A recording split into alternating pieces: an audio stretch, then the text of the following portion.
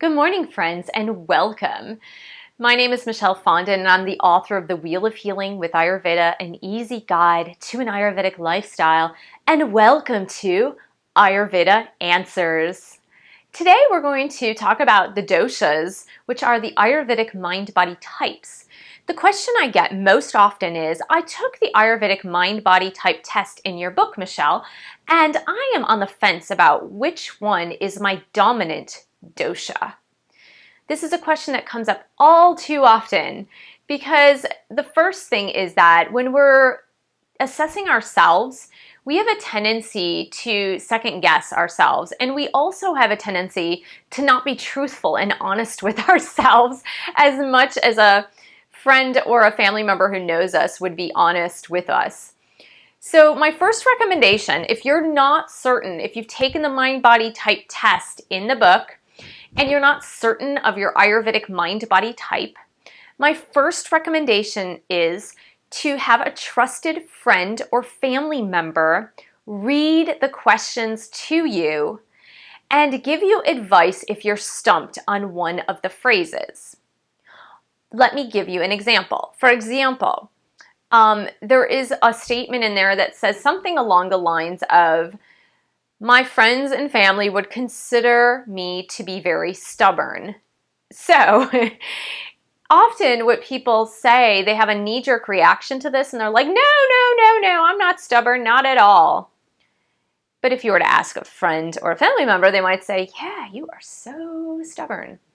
So that's when it's really helpful to have a friend or family member assist you in this. And they're like, you can ask the question, oh, am I really that stubborn? And they can either nod their head and it's affirmative, yes. Or they could just be like, no, there are times when you're stubborn, but, most of the time you're pretty easygoing. So really self-honesty on the Ayurvedic mind-body type test is really crucial to understanding your mind-body type. Now, it doesn't make it good. It doesn't make it bad. It just is. It's just who you are. It's your genetic makeup. Your Prakriti, or your nature, is just your genetic makeup. So there's no judgment surrounding these qualities and traits. The second thing that I like to look at, especially if clients are stumped, are the symptoms that you typically get when your body is out of balance. It's really easy to look at the traits when you are in balance, and oftentimes when we're balanced, we're presenting traits from all three of the doshas. So when our doshas are perfectly in balance according to our specific Prakriti, then we are exhibiting the positive traits of all three of the doshas. And that's pretty normal because we are in harmony, we're in balance, there's no problem, we're living our life according to divine will, we're living our life according to the balances of nature and the biorhythms of nature. However, it's when we get out of balance that our primary dosha tends to exhibit symptoms of imbalance first. So let me give you an example. If you are a Vata type, when your Vata is out of balance, typically you're going to experience symptoms like anxiety, the mind racing, erratic behavior such as not eating or sleeping at any specific time of the day or forgetting to eat or sleep, forgetfulness, having nightmares or night trauma or insomnia, or waking in the middle of the night between the hours of 2 a.m. and 6 a.m. and not being able to easily fall back to sleep. You're going to lose weight. You're going to be fidgety and nervous. You're going to not really follow through with any projects. Your skin is going to be very dry, your eyes are dry, you're going to experience stomach discomfort and constipation. Now, if you noticed that when you're out of balance, you have 2 or more of those symptoms on a regular basis from the time you were very small, then chances are your dominant dosha is the Vata dosha. Now, that is crucial to remember that when you're determining your Ayurvedic mind-body type, you do go back in time. Because if we are out of balance currently in our current state or our current age, you might notice that you're going to have symptoms that are exhibited from perhaps all three doshas, just depending on how out of balance you are.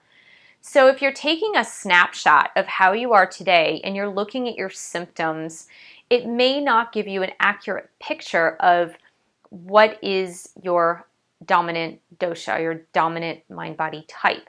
However, if you go back in time and you look at a common thread or a common trend in symptoms when you are out of balance, you will notice a continual story. And that continual story will be when you are sick, when you are out of balance, when you are stressed, your primary dosha is exhibiting the symptoms from that specific dosha all the time. And so, for example, Pitta types tend to get heartburn or acid reflux when the Pitta is out of balance. Now, if your dominant dosha type is Vata or Kapha, you will almost never get heartburn or acid reflux. And if you have noticed that throughout time, even when you were a kid and you overate and you noticed you had heartburn or a burning sensation of that acid in the stomach, chances are your dominant dosha is Pitta. Now that's just one symptom, but there are often other symptoms accompanying this. For example, you might have diarrhea or irritable bowel syndrome as a result of that excess acid. You might find that you sweat easily when you eat hot foods, or your body tends to reject hot, spicy foods altogether.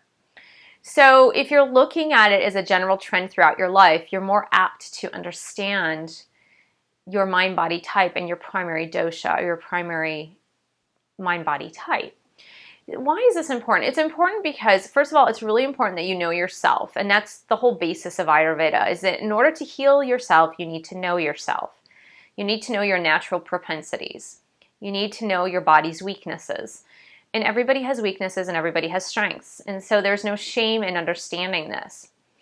And then secondly, when you understand this, you can catch disease before it's full blown. And really that is the basis of preventive medicine. It's to understand, I know that when I'm out of balance, my body exhibits these type of symptoms.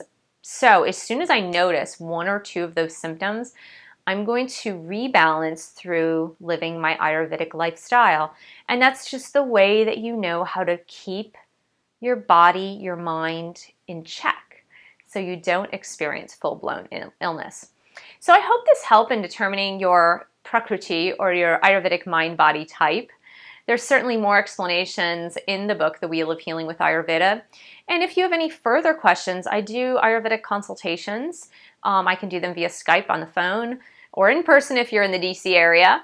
But also please email me your questions, any concerns, questions you have about Ayurveda to michellefondinauthor@gmail.com, and I'll be sure to answer your questions through our video chat. Thank you so much and have a beautiful day. Namaste.